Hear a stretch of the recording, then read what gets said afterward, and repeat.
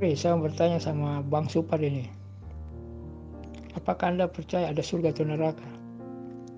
Kemana sih si Tuan Syekh Supra? Kok gak nongol Bah Guru? Mana Bang Sapar kalau dia sudah kaya raya? Apa dia tidak perlu juga naik haji? Ibunya juga kaya raya, bapaknya juga kaya raya. Apa dia tidak perlu naik haji juga? Sekarang tolong jawab pertanyaan saya, Kang Sapar. Bagaimana kalau anaknya itu sudah kaya raya, bapaknya kaya raya, mamanya kaya raya? Apa mereka nggak perlu lagi naik haji? Tolong jelaskan. Tolong dijawab, Bang Supar. Bagaimana kalau bapaknya sudah kaya raya, mamanya kaya raya, anaknya juga kaya raya? Apa tidak perlu lagi naik haji atau bagaimana? Tolong dijawab. Mengapa berhaji diwajibkan pada orang kaya-kaya? Nah, ini. Karena pada umumnya orang kaya-kaya lupa pada ibunya. Dia sibuk bisnisnya. Makanya oleh Nabi itu disuruh ke Mekah untuk dipelajari cara menyayangi ibu dan cara menahan nafsu. Lempar jumroh itu nahan nafsu. Jadi pada umumnya yang kaya-kaya itu ngobrol nafsu, jahat pada orang tua. Nah, disitulah hikmah berhaji. Lebih baik menjalankan hikmah daripada syariatnya. Menjalankan syariat tidak tahu hikmahnya bisa menyesatkan. Jadi ini dasar beragama itu manfaat, hikmah. Jadi kalau pekerjaan yang sia-sia tanpa hikmah, jadi tidak usah dikerjakan. Kalau tidak tahu hikmahnya, lebih baik tidak usah dikerjakan. Meskipun atas nama syariat, itu akan menyesatkan juga.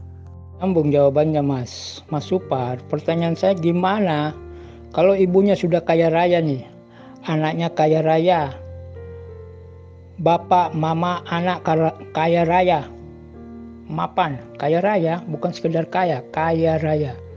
Apakah mereka masih dikenakan wajib haji atau tidak? Gimana tuh Bang Supar, tolong jelasin. Sekarang yang saya bahas itu hikmah berhaji, Pak. Manfaat haji. Manfaat haji di sana itu menahan nafsu. Itu manfaatnya dulu. Dan mempelajari cara menyayangi ibu dengan Ka'bah itu lambang seorang ibu. Jadi Anda berhaji di sana itu untuk dipelajari itu menahan nafsu, menyayangi seorang ibu, ya ibadah lagi sholat gitu. Kalau Anda sudah tahu hikmahnya, jadi tidak perlu belajar lagi, langsung praktek sampean di rumahnya.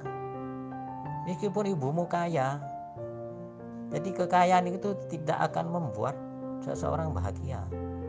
Jadi kasih sayang itu dari anak pada orang tua itu yang membahagiakan orang tua. Dan kasih sayang orang tua pada anak itu yang membahagiakan anak. Jadi kalau sudah tahu hikmahnya berhaji,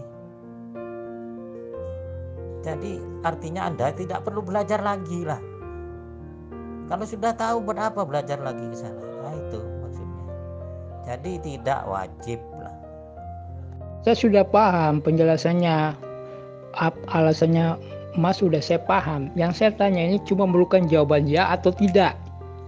Gimana kalau mereka ini sudah satu keluarga kaya raya, anaknya punya bisnis, mamanya juga punya bisnis, bapaknya udah bisnis. Apakah mereka wajib naik haji atau tidak? Saya tidak bicara yang ulang-ulang itu Mas. Cuma perlu jawaban ya atau tidak. Kalau jawaban ya, kenapa? Kalau jawaban tidak, kenapa?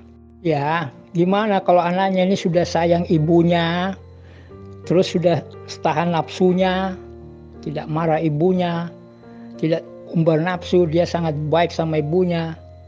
Ya, dia juga tidak membebankan ibunya karena ibunya juga sudah kaya, bapaknya sudah kaya, anaknya juga sudah kaya. Anaknya berbuat baik sama ibunya, apalagi selanjutnya? Apakah dia masih mesti diwajibkan naik haji atau tidak? Itu jawaban saya, Bro. Menurut Anda tidak wajib, ya, walaupun sudah kaya raya.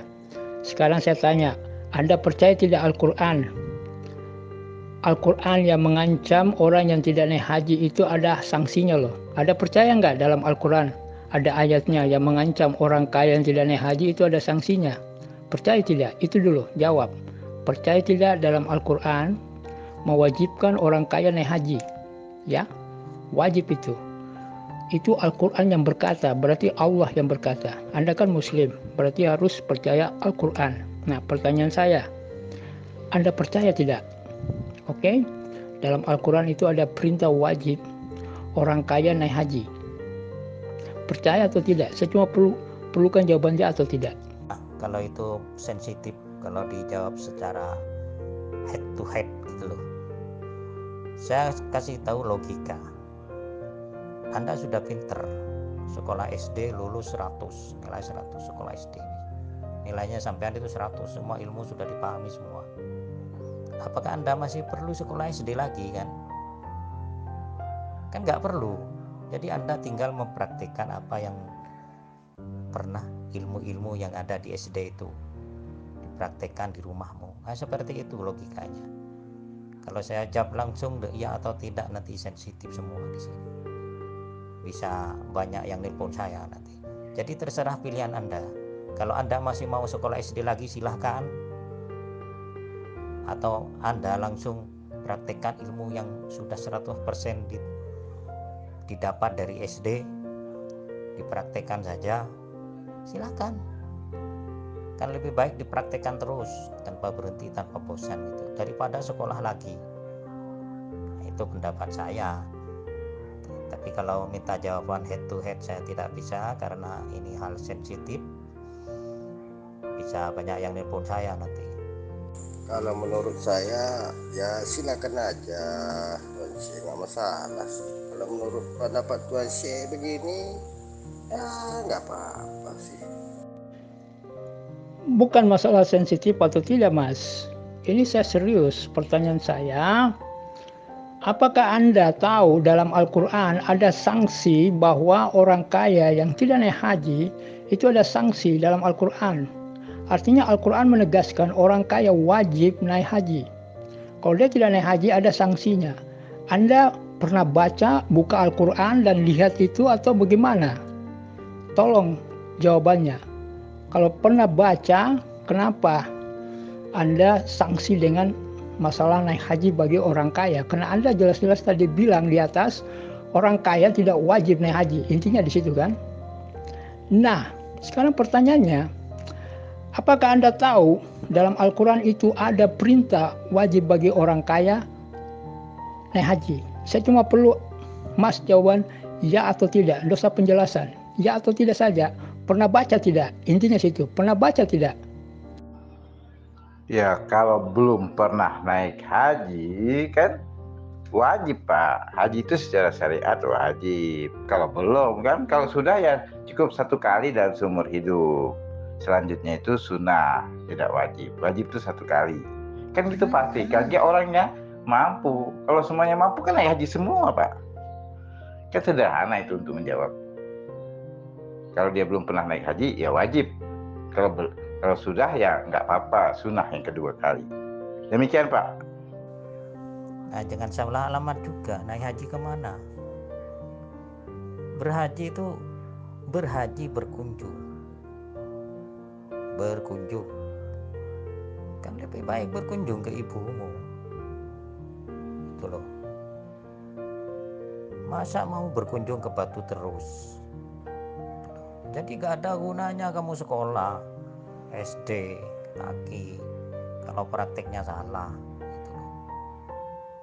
Masa kamu sekolah terus setiap hari SD sampai tua gak paham-paham, berhaji terus sampai 100 kali tapi gak paham-paham, di rumah tetap jahat sama ibunya karena tidak lulus. Nah, cuma maunya sekolah toh, wes ilmu didapat tidak ada urusan, pokoknya masuk SD, kan gak ada gunanya. Kan lebih baik mempraktekkan ilmunya yang sudah didapat di SD itu loh. Jadi bagi yang sudah tahu hikmahnya, lebih baik menjalankan hikmahnya daripada menjalankan syariatnya. Bila syariat tidak dipahami dengan sempurna, dengan benar, Syariat pun bisa menyesatkan, menjerumuskan orang ke dalam neraka. Nah, contohnya tadi itu yang saya bahas ini. Oke lah, saya live dulu, istirahat. Jangan ada pertanyaan, meskipun ada pertanyaan tidak saya jawab, biar pikir sendiri. Ya sudah mengerti arah pembicaraan Mas, pendapat Mas. Oke, kalau Mas berpikir begitu silakan. Nah, sekarang pertanyaan saya, satu aja, perlu jawaban ya atau tidak. Pernahkah Mas ini membaca dalam Al-Quran bahwa ada ayat yang mewajibkan orang kaya naik haji? Intinya di situ, pernah baca tidak? Cuma memerlukan jawaban ya atau tidak. Silakan dijawab. Cuma memerlukan jawaban ya, Mas Supar. Jangan bolak-balik. Saya sudah ngerti, sudah 1000 kali Anda jelaskan ke saya. Saya ngerti, saya bukan anak TK, saya paham maksud Anda. Sekarang balik, saya bertanya, tolong dijawab. Pernah tidak baca dalam Al-Quran ayat yang menegaskan bahwa orang kaya harus naik haji? Kalau tidak, ada sanksinya. Pernah baca nggak dalam Al-Quran? Kalau pernah baca, ayatnya apa? Kalau tidak, saya akan beritahu. Perlu jawaban ya. Kalau Anda tidak pernah baca, saya kasih lihat ayatnya. Ya, saya kasih lihat ayatnya. Kalau Anda pernah baca, Anda yang mesti kasih lihat ayatnya. Kalau Anda tidak pernah baca, saya yang kasih lihat ayatnya. Silakan, saya tunggu. Oh, kalau sanksi nggak ada. Kalau sanksi pidana, ukubat untuk orang yang tidak naik haji itu nggak ada di dunia. Tapi sanksinya itu adalah pelanggaran ukhrawi, pelanggaran spiritual. Sanksinya di akhirat nanti. Dia tidak melaksanakan perintah Allah dengan kekayaannya, ya kan? Karena naik haji itu kan memerlukan kekayaan. Jadi sanksinya di akhirat, masuk neraka gitu kalau nggak diampuni Tuhan. Karena itu dosa besar. Kalau dia tidak naik haji karena dia sudah mampu tapi nggak mau naik haji, itu dosa besar. Tapi kalau sanksi di dunia nggak ada, Pak. Silain aja nggak naik haji itu. Menurut saya berdialog agama itu cuma pakai hadis dan Al-Quran. Di luar itu nggak ada. Itu pun hadis, kalau palsu ya saya tidak bisa terima. Ayat palsu saya tidak bisa terima. Harus sesuai dengan hadis dan Quran. Hadis bisa salah, bisa diselewengkan, tapi Quran tidak bisa. Ini bicara hadis hakikat, hadis syariat. Kalau syariat, haji itu sudah dipastikan ke Arafah. Jangan berkembang berdialog itu nggak matching gitu loh. Kalau bicara hakikat, hakikat. Kalau bicara syariat, syariat gitu. Kalau kita bicara syariatnya haji ya ke Arafah, nggak ada lain kan. Haji itu Arafah gitu loh. Tapi kalau haji hakikat lain lagi. Itu sudah pembicaraan tentang hal-hal yang sifatnya spiritualis atau akidah. Lain lagi itu ada, karena Islam ini mengandung dua sisi syariat dan sisi hakikat. Jangan Anda orang bertanya tentang syariat, Anda jawab hakikat. Orang bertanya hakikat, Anda jawab syariat. Itu kebiasaan orang seperti itu, orang sok tahu namanya. Kalau orang tahu itu dia bisa memilah, ini syariat, ini torekot, ini hakikat, ini ma'rifat. Baru dia jawab pertanyaan itu sesuai bidang keilmuan masing-masing. Begitu. Kasih aja ayatnya, tidak usah bertele-tele, biar dibaca semua oleh orang sini. Apakah Anda salah alamat atau tidak, nanti bayar itu. Silakan lengkap ayatnya dengan terjemahannya, supaya yang tidak tahu Arab biar membaca terjemahannya. Silakan. Mas Supar bisa lihat kan sendiri, ada ayatnya. Di situ sudah jelas, Al-Imran ayat 97. Mengerjakan haji adalah kewajiban manusia terhadap Allah, yaitu bagi orang yang mampu mengadakan perjalanan ke Baitullah. Barang siapa yang mengingkari kewajiban haji, maka sesungguhnya Allah Maha Kaya tidak memerlukan sesuatu dari semesta alam. Itu sudah jelas diwajibkan, dan sanksinya ya ada di akhirat nanti. Ada akhirat. Sama dengan salat, kamu tidak salat, tidak langsung didapat di bumi, tapi di akhirat pasti dapat. Ya, berarti Anda berbicara tidak pakai ayat, tidak pakai dalil, tidak pakai hadis, cuma berimajinasi alias halusinasi. Jadi Anda dibimbing sama iblis, bukan Tuhan yang bimbing Anda. Sorry, saya harus berkata ini, karena saya bisa sesat. Sorry, saya tidak mau tersesat. Ya, ini sudah jelas perintah. Ya, wajib, ada kata wajib di situ. Kewajiban haji. Dan tidak dipaksa sama orang yang miskin, yang kaya. Ya jangan salah alamat juga nafsirnya ini. Jangan berhaji ke batu, lebih baik berhaji ke orang tuamu. Tuh, wong itu batu perlambangan orang tua. Ka'bah itu perlambangan ibu. Jadi berhubung di sana cuma Ka'bah, lambang, kan lebih baik berkunjung pada yang asli, ibumu. Kan gitu. Jadi ayat itu jangan disalah alamatkan ke batu. Yang benar itu tujuannya berkunjung ke ibumu. Ibumu. Al-Quran dan hadis itu sumber-sumber dari luar diri, Pak. Nah, sumber-sumber dari dalam diri kita harus pakai akal dan rasa. Itu dialog agama. Jadi Anda harus mengetahui sumber-sumber dialog. Kalau Anda mendialogkan agama, kita pakai Al-Quran hadis, ya betul. Tapi kita juga memakai kata Anda tadi kan, kita punya akal, berarti akal juga digunakan. Kita punya rasa, jadi rasa juga digunakan. Akal, daya, rasa, dan nafsu di dalam raga hanya telah bersatu. Aku meliputi segala liku dari ujung rambut ke ujung kuku. Akal, daya, rasa, nafsu itu di dalam diri kita ada. Itu juga digunakan dalam dialog agama. Di luar diri ada Al-Quran dan As-Sunnah, betul. Tetapi Al-Quran dan Sunnah itu ada penafsir, Pak. Ulama. Anda bukan ulama, sok jadi ulama, keliru. Melangkahi ulama juga keliru. Maka pendapat-pendapat para ulama-ulama yang Anda mempunyai otoritatif dalam Islam juga harus dipertimbangkan dalam dialog agama. Kalau tidak, ada orang yang anti ulama. Begitu, Pak. Dalam dialog agama begitu. Anda harus meyakini apakah ulama itu punya otoritatif. Misalnya, karena ulama banyak mazhab, banyak golongan, dia otoritatif di bidang dalam mazhab apa? Mazhab Sunni, Syiah, Wahabi atau apa? Tapi mereka punya otoritatif untuk bicara agama, bukan orang-orang intelektual yang nggak punya otoritatif. Anda pertimbangkan itu juga dalam dialog agama. Kalau Anda tidak mempertimbangkan itu, Anda seorang yang tidak mengerti itu agama itu apa. Ya. Anda salah, berarti Anda ini berpikirnya terlalu sempit. Anda berpikir orang kesana itu sembah batu. Itu Ka'bah itu kiblat, arah salat. Dan di Ka'bah itu ada Hajar Aswad. Itu Hajar Aswad juga dulu ditentang para sahabat Rasul. Ada yang bilang, buat apa itu batu disembah? Itu tidak memberi manfaat, dia cuma batu. Takut nanti di zaman itu, orang-orang Islam di Ka'bah yang sudah masuk Islam nanti kembali ke zaman jahiliyah. Itu memang juga sudah diwanti-wanti, tapi karena sahabat ini melihat baginda Rasul mencium batu itu, dia juga ikut. Karena batu itu oleh Nabi Muhammad SAW diberitahu ini nanti batu bersaksi, siapa yang pernah menyentuh dia akan bersaksi. Dan itu batu memang dari surga. Makanya saya bilang dari atas, kalau memang itu bukan batu dari surga, ya pasti sudah banyak orang yang bisa meniru-niru atau apa istilahnya, ya meniru atau membuat batu Hajar Aswad atau menemukan batu Hajar Aswad yang serupa dengan itu untuk dia miliki sendiri pribadi, bahkan dia bisa jual beli. Tapi kan tidak ada, sudah diselidiki para ahli.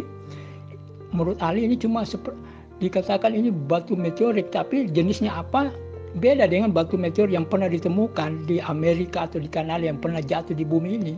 Tidak sama, lain. Dulu dia tuh warna putih, tapi karena manusia ini banyak berbuat dosa, dia berubah jadi hitam. Gitu, Bos. Ya, perdebatannya Pak, Bapak juga punya dalil dan ayat, tapi Bapak tidak menggunakan karsa pikiran, perasaan, dan hati. Ya, Bapak kan punya pikiran, perasaan, dan hati. Ya, semuanya ada pada diri Bapak. Ya, ini dialog seperti Bapak, saya lihat mereka ini nggak matching gitu dialognya, Pak. Bapak itu selalu menggunakan dalil Al-Quran dan hadis dan hanya akal, tidak menggunakan perasaan dan hati. Itu Bapak itu saya perhatikan. Dan yang lawan Bapak bicara ini dia hanya gunakan perasaan dan hatinya, dia nggak gunakan akal dan juga menggunakan dalil. Makanya Bapak dengan dia dialognya nggak matching, nggak imbang. Karena apa? Karena dialog Anda dengan Anda itu semuanya ada yang meremehkan satu sisi, ada yang meremehkan sisi yang lain. Itulah dialog Bapak dengan beliau itu, saya lihat itu Pak Asap Supar itu. Nah, jadi Bapak kalau mau dialog dengan orang yang kompeten, Pak. Jangan orang yang nggak punya kompeten seperti itu. Ya, demikian Pak. Tuhan, Anda itu mempelajari hikmah yang salah. Kalau semuanya ikut sampean itu sesat, bro. Karena Anda itu mengajarkan hikmah yang salah. Jadi carilah hikmah yang lain selain dari itu. Ya. Lebih baik menjalankan hikmahnya kalau sudah tahu daripada terus-terusan menjalankan syariat tanpa tahu hikmahnya. Syariat itu bisa menyesatkan kalau tidak tahu hikmahnya. Cuma itu saja saran saya. Kalau begitu, saya balik bertanya ke Anda, ke Bapak. Tolong dijawab, wajib tidak naik haji bagi orang kaya? Tolong penjelasannya, wajib tidak? Karena menurut Kang Sapar, beliau bilang tidak wajib bagi orang kaya. Itu kan pertanyaannya itu. Oke, saya bukan ulama, saya bukan ahli tafsir, bukan ahli Al-Quran. Tapi saya harus pertahankan apa yang menurut saya itu jelas-jelas tertulis di dalam Al-Quran. Tidak perlu banyak penafsiran ini itu. Sudah ada tertulis itu kata wajib, ya berarti wajib bagi orang kaya. Karena itu kan perintah khusus untuk orang kaya. Dan itu diwajibkan bagi orang kaya yang mempunyai materi atau uang atau kemampuan, juga kesehatan fisik tentunya, ya kan? Jadi dibebankan bagi yang kaya, ya. Jadi kalau sudah kaya tidak naik haji, itu dipersalahkan, itu dianggap dosa. Itu ada dalam Al-Quran seperti di atas.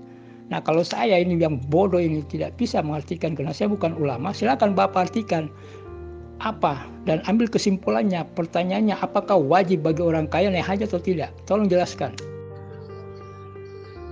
Ya, betul. Tentang halusinasi, Pak. Nah, itulah tentang halusinasi. Itu memang kata Bapak betul, orang halusinasi itu bisa saja dibimbing oleh setan, ya kan? Bisa juga dibimbing oleh malaikat. Ya kan, bisa, tidak semata-mata setan. Karena kalau Bapak hanya mengerti dibimbing oleh setan, berarti Bapak percaya adanya setan, nggak percaya adanya malaikat. Malaikat mulhim namanya, Pak. Malaikat yang memberi ilham yang baik. Ada juga. Tidak semata-mata setan yang membimbing, halusinasi. Karena apa, Pak?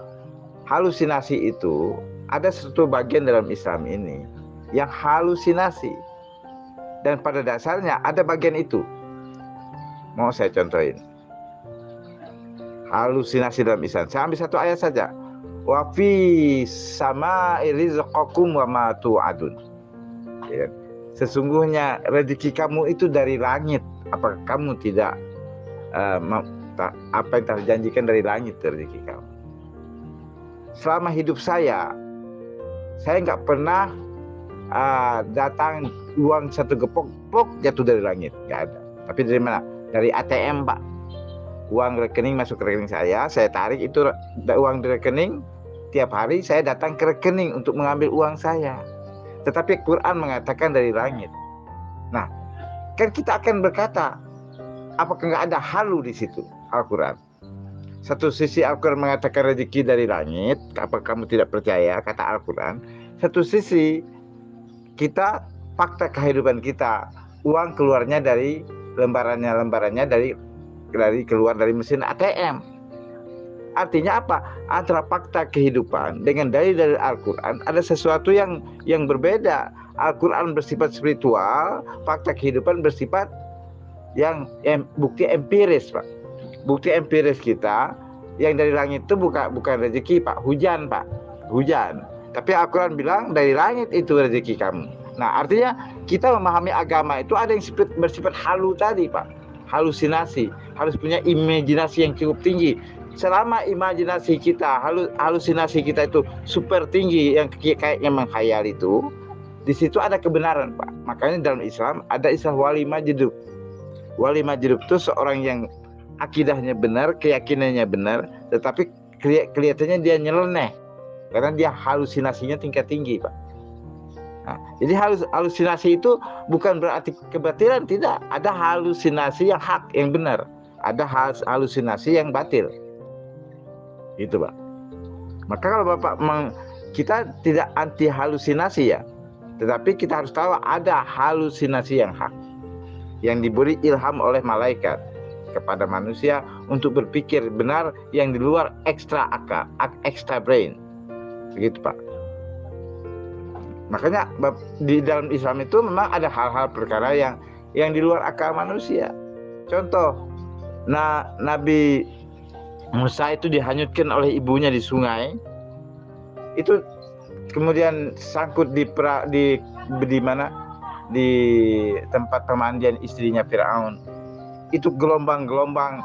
Kalau itu secara akal manusia dia sudah hanyutnya kemana-mana, itu tenggelam itu Musa. Tapi kudrat Tuhan yang secara mutlak tidak matematis bisa mendatangkan bayi itu halusinasi, Pak. Kalau kita menghayalkan sesuatu itu kayaknya ya seperti nggak masuk akal gitu. Seharusnya harus hanyutnya kemana itu bayinya Musa.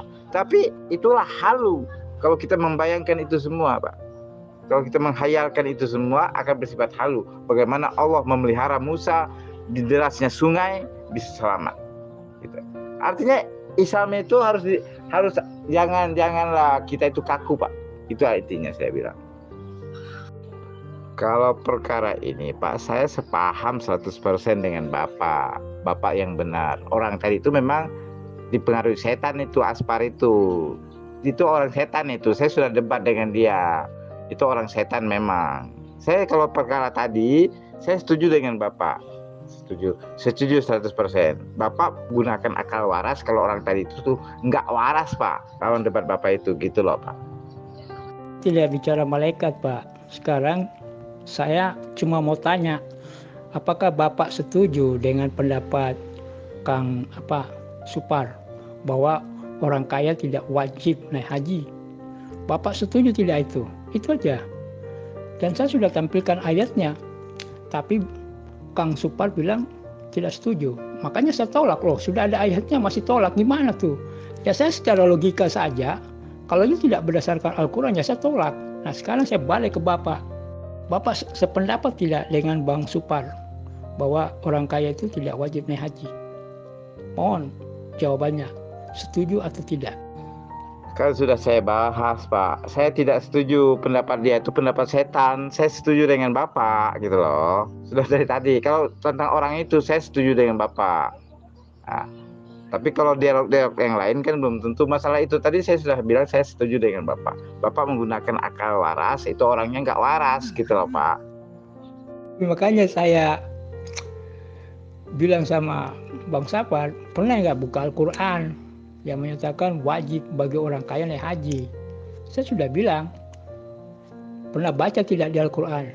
Dia tidak bisa kasih tunjuk, makanya saya tunjukin. Ya saya bacakan, ada kata wajib di situ, berarti wajib sudah. Begitu yang saya maksud, Pak. Bil kesimpulan ini Bang Sapar ini bicara tidak pakai hadis, tidak pakai Al-Quran, itu konyol. Konyol sekali itu. Bercanda ini ibarat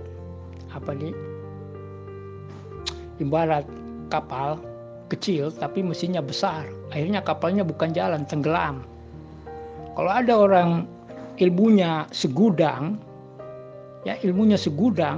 itu ibarat kapal besar tapi mesinnya kecil, tidak jalan, artinya otaknya tidak dipakai untuk berpikir. Sementara Kang Sapar ini ibarat kapal kecil, mesinnya gede, akhirnya kapalnya bukan jalan tapi tenggelam. Itu karena dia mengartikan ayat atau Quran itu semua dewe, tidak perlu hadis, tidak perlu Quran, sesuai dengan ilusinya saja, halusinasinya. Jadi konyol, otaknya tidak bisa difungsikan dengan baik.